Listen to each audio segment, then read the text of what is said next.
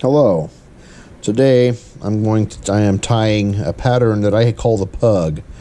It is a combination between the Prince Nymph and the Zug Bug.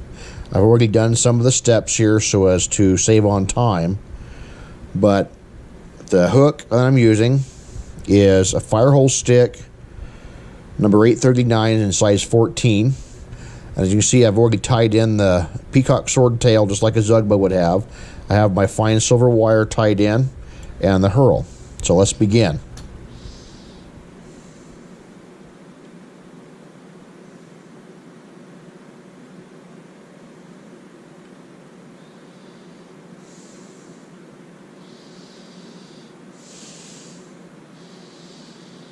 As you're wrapping your herl on, you want to make sure that it's evenly spaced, and you don't want to pull too hard because the herl is delicate, it will break, but you need to make it snug enough that it's not trying to unravel on you after the fact. Okay, once you get it wrapped up to a little ways back behind the bead, bring your thread up to it and secure it with a minimum of 3 wraps.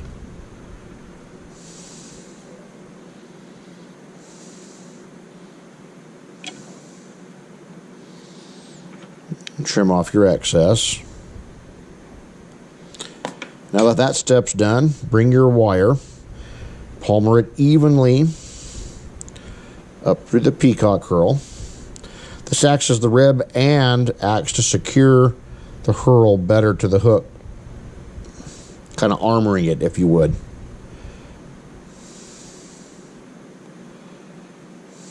Okay, once you got that to the front, do the same with it as you did the herl. Secure it with.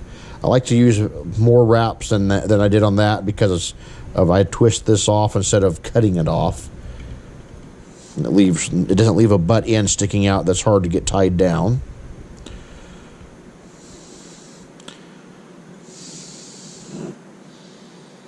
Now we're going to take a hen soft hackle. Strip one side off.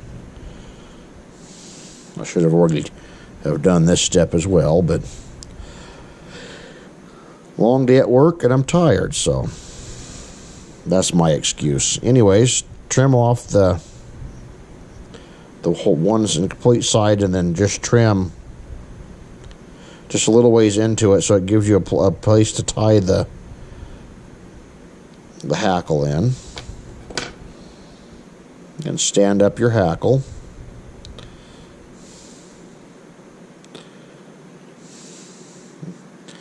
Secure it right in front of the peacock herl. Trim off your excess of this as well.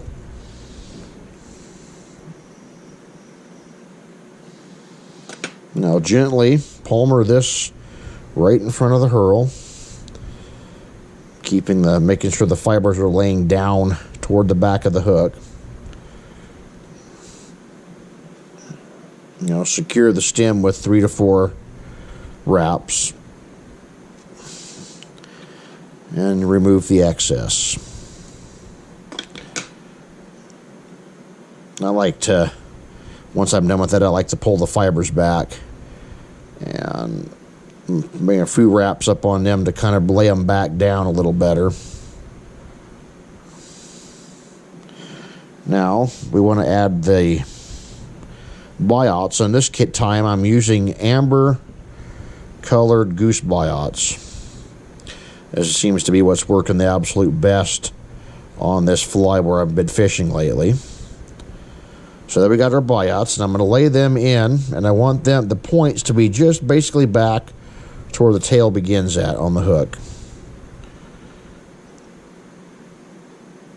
Now firmly secure these on the hook.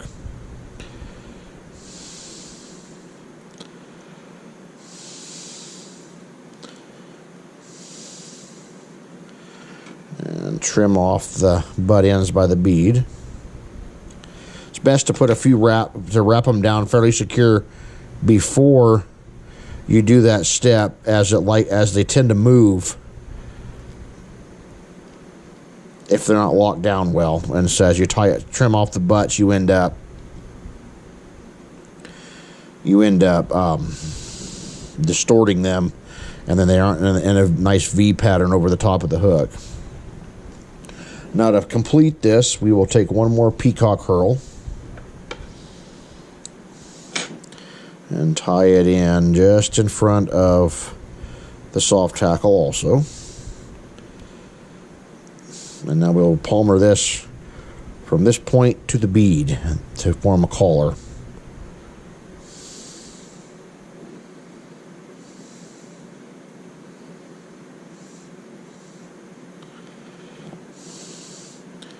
And then firmly secure that herl into place. As you're bringing the thread around, be sure to stack it more to the bead side than on top of the herl, so you don't end up crushing one side of your collar and distorting the pattern.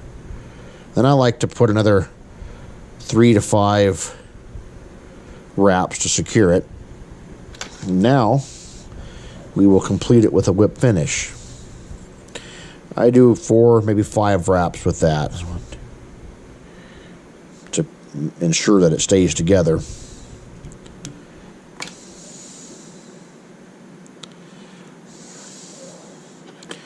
Trim off that little tail. Now we will secure that to finish locking those threads in with a little bit of head cement. I like to go completely around the pattern. One thing I like to do when I'm completed at this point is to remove the excess glue off the bead itself. You probably don't actually have to do it. It's just a pet peeve I have. So there it is, folks. The amber-winged pug fly. Thanks for watching. Have a great evening.